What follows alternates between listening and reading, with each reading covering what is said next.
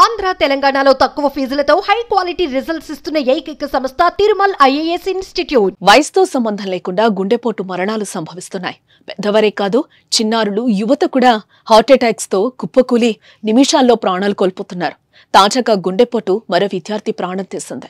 Cricket ఆడుతూ ఉండగా ఛాతి నొప్పితో మైదానంలోనే కుప్పకూలి చనిపోయాడు. మేడ్చల్ జిల్లా గుండ్లపోచంపల్లి మున్సిపాలిటీ కండ్లకోయలోని సిఎంఆర్ ఇంజనీరింగ్ కళాశాలలో శుక్రవారం సాయంత్రం ఈ ఘటన జరిగింది.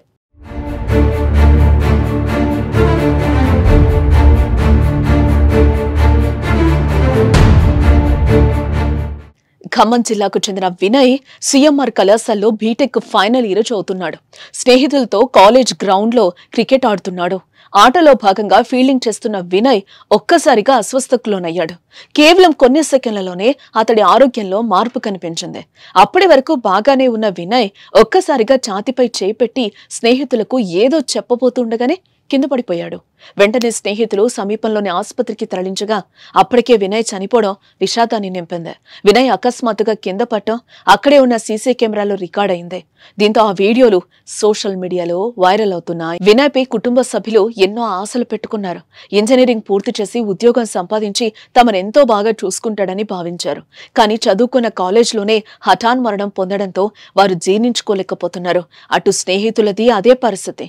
కళ్ల ముందే ఫ్రెండ్ ప్రాణాలు కోల్పోవడంతో తోటి విద్యార్థులు కన్నీరు మున్నీరవుతున్నారు.